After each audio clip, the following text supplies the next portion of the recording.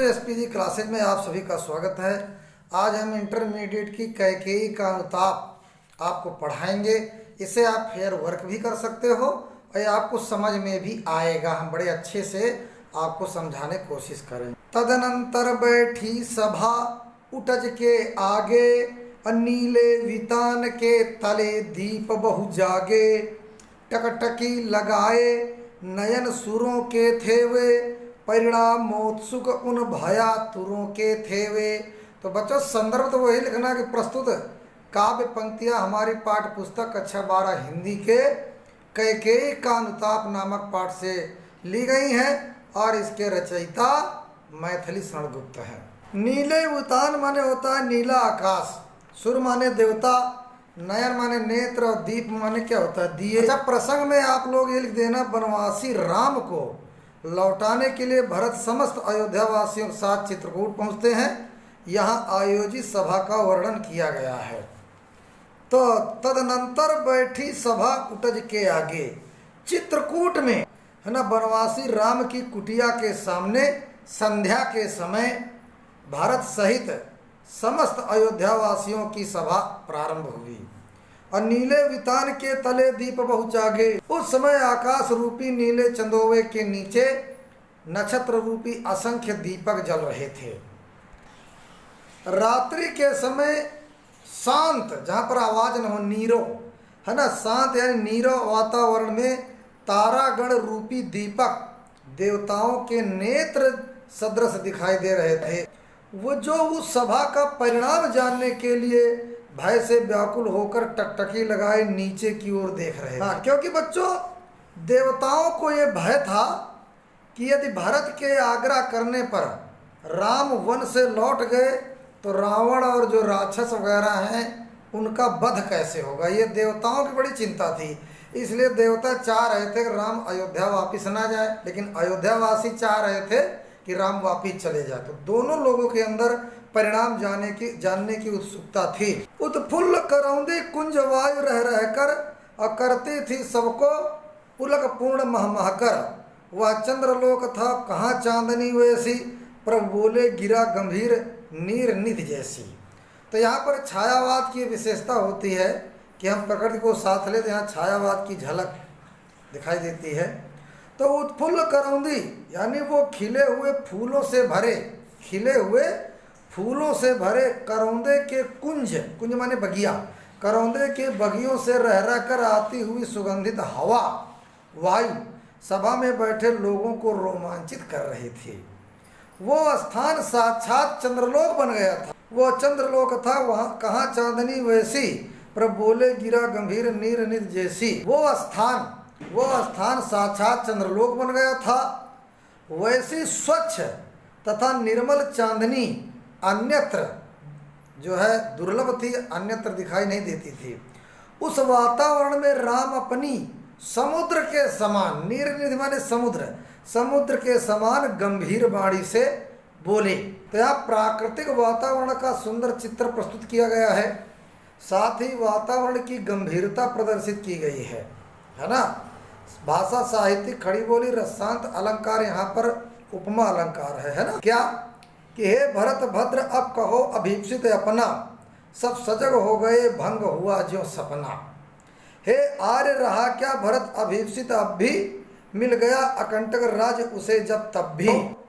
कि भ्रातृ प्रेम से ओतप्रोत भरत श्री राम से भेंट करने के लिए उनके पंचवटी स्थित आश्रम में पहुँचे। कौन पहुँचे? भरत है ना।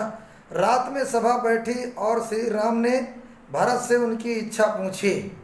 इस पर भरत अत्यधिक व्याकुल हो उठे। इन पंक्तियों में राम और भरत के मनोभावों को वाणी प्रदान की गई है।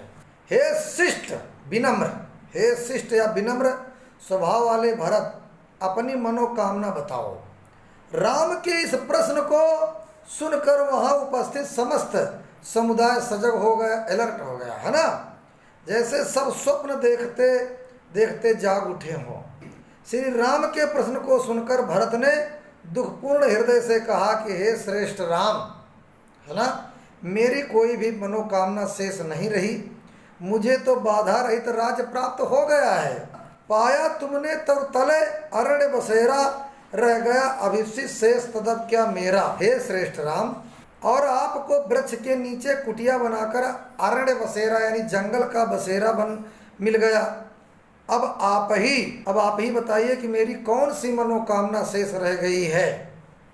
तब तड़प तड़प कर तप्त तात ने त्यागा, क्या रहा अभिप्सित और तथापि अभागा। भरत भावुकता के साथ कहते हैं कि पिता ने तड़प तड़प करके अपना शरीर त्याग दिया, क्या फिर भी मेरी कोई अभागी मनोकामना शेष रह गई, है ना। हाँ, इसी आयस के हेतु जन्म था मेरा, और निज जननी ही के हाथ हनन था मेरा। मुझे दुख है कि मेरा जन्म इस अपयस को प्राप्त करने के लिए ही हुआ था, इस कलंक के लिए। और मेरी मानसिक और चारित्रिक हत्या स्वयं मेरी माता ने ही कर दी है।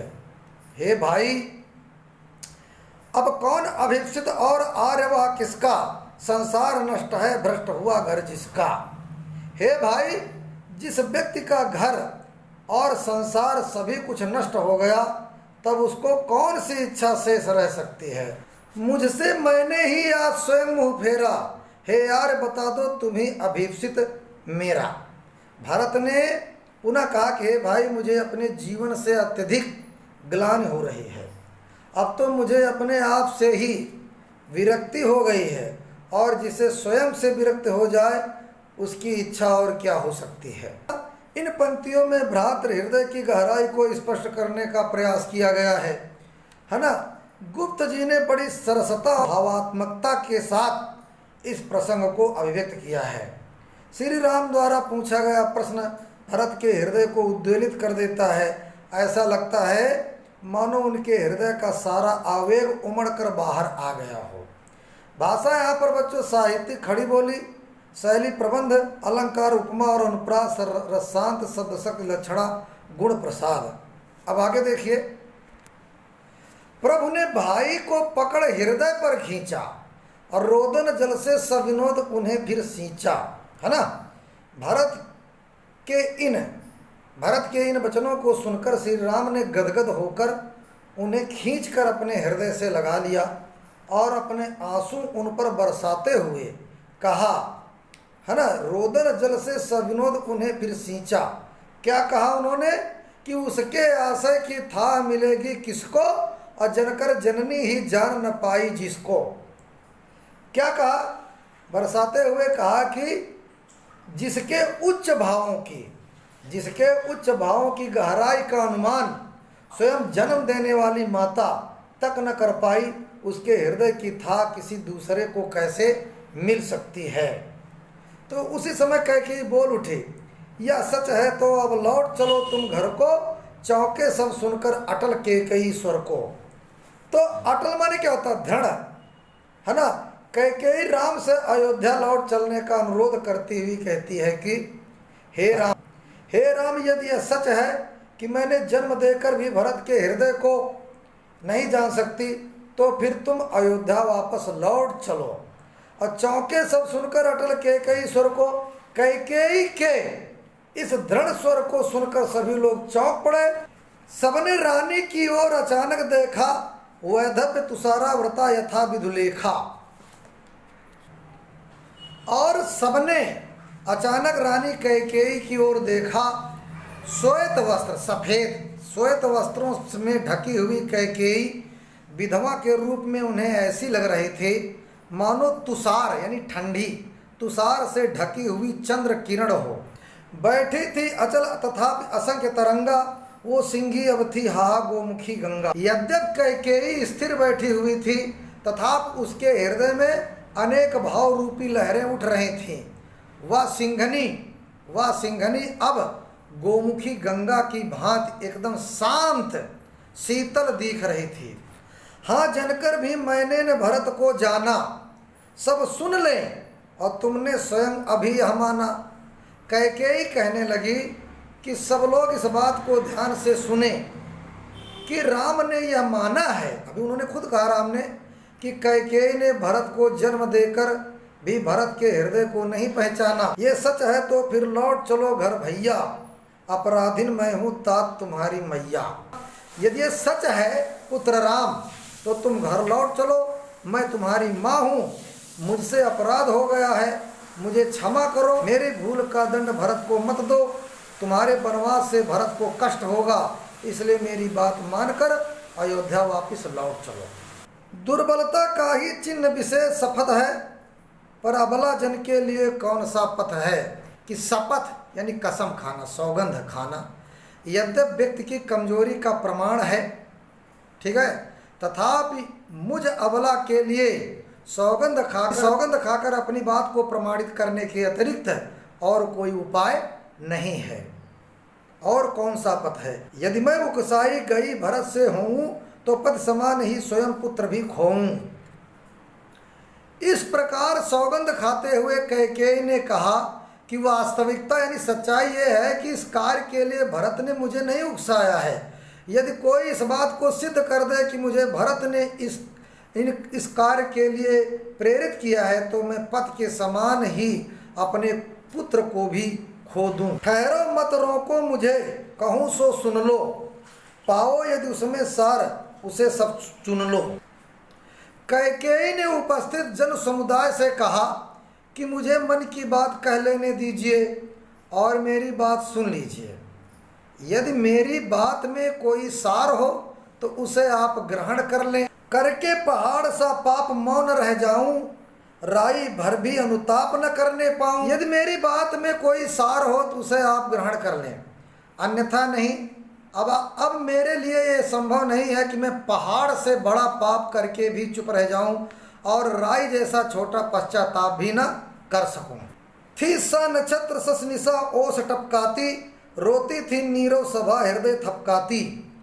जिस क्षण कैकेयी अपने द्वारा किए गए दुष्टतापूर्ण कृत्य पर पश्चाताप कर रही थी, उस समय तारों से जड़ी हुई चांदनी रात ओस कणों के रूप में आंसुओं की वर्षा कर रही थी और नीचे मौन सभा अपने हृदय को थपथपाते हुए रुदन कर रही थी। उल्का सी रानी दिशा दीप्ति करती थी, सब में भय विस्मय और खेद भरती थी। रानी ने उल्कापात करके अयोध्या के समाज को नष्ट कर दिया था और वही रानी आज अंधकार में सर्वत्र प्रकाश बिखेर रही थी। उसने अनुताप यानी पश्चाताप से उपस्थित जन समुदाय में भय, विस्मय और खेद के भाव एक साथ भर दिए थे।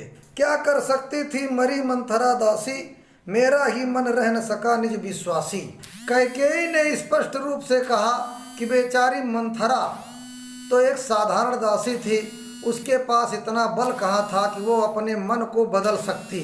वास्तव में उसका मन ही अविश्वासी हो गया था। कैकेयी कहती मुझे अपने ऊपर खुद विश्वास नहीं था, इसलिए मैंने मंथरा के ऊपर विश्वास किया। जल पंजरगत अब अरे अधीर अभागे, वे ज्वलित भाव थे स्वयं तुझी में जागे।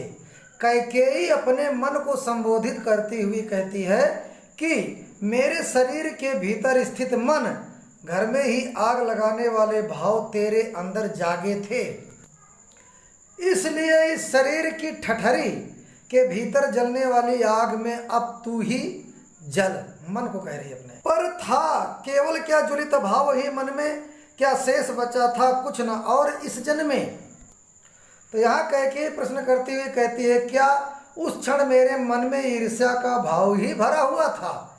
क्या मेरे हृदय में अन्य कोई भाव विद्यमान नहीं था? कुछ मूल्य नहीं वात्सल्य मात्र क्या तेरा, पर आज अन्य सा हुआ वत्स भी मेरा। क्या मेरे अंदर कोई और भाव नहीं थे? वो भाव था मेरा वात्सल्य प्रेम। पुत्र के प्रति मेरे मन में जो वात्सल्य भाव था, क्या उसका कोई मूल्य ही नहीं? किंतु दुर्भाग्य वही मेरा पुत्र पराया सा हो गया है। थूके मुझ पर त्रैलोक भले ही थूके, जो कोई जो कह सके कहे क्यों चूके।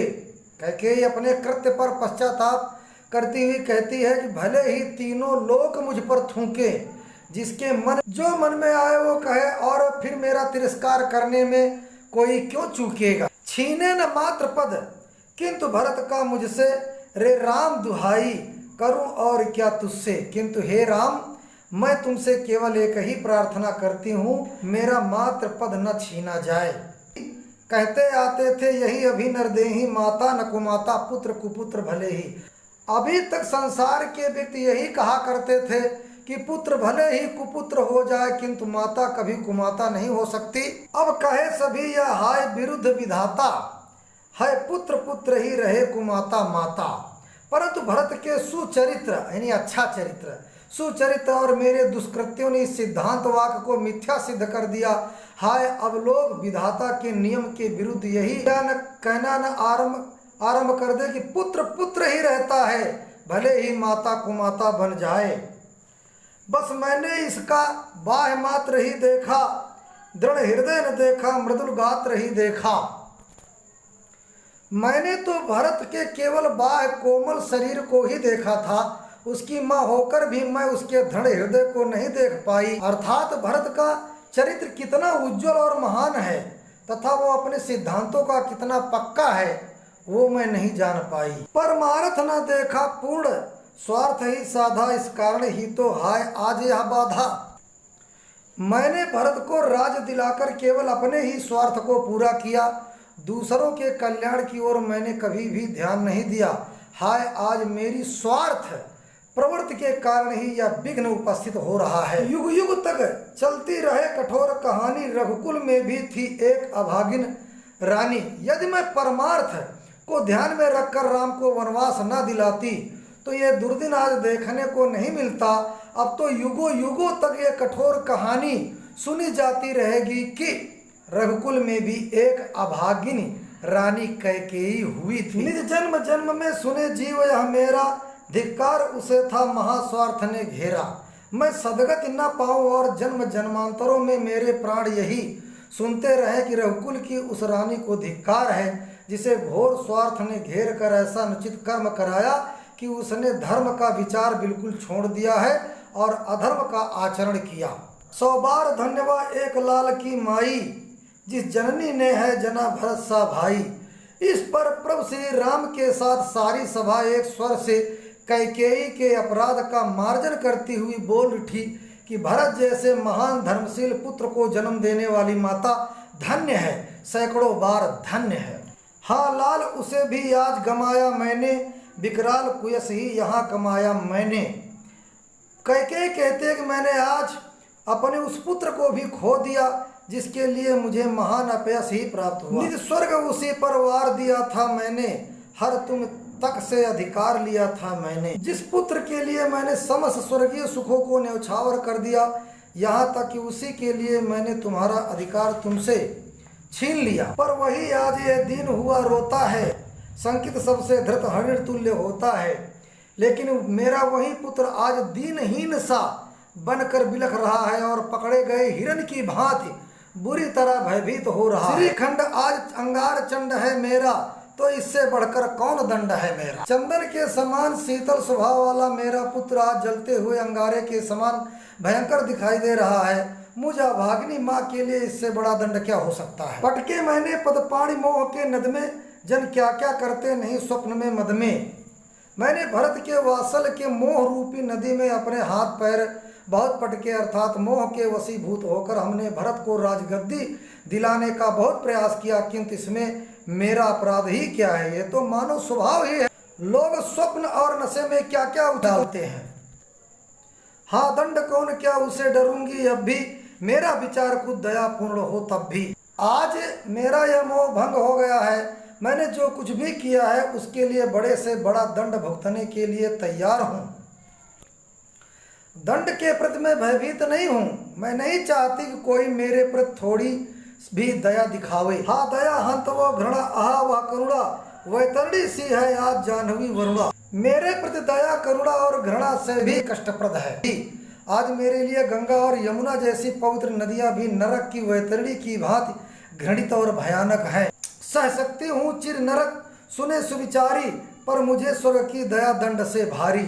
उपस्थित सभी विज्ञजन ये सुन ले कि मैं आजीवन नरक यातना को सहर्ष सहन कर लूंगी, किंतु यदि मुझ पर दया करके मुझे स्वर्ग भी दिया जाए तो वो मेरे लिए बहुत बड़ा पाप ही होगा। मैंने जीवन में वो अपराध किया है कि उसके लिए दया की थोड़ी भी गुंजाइश नहीं है। लेकर अपना या कुलिस कठोर कलेजा, मैंने इसके ही लिए तुम्हें वन भेजा।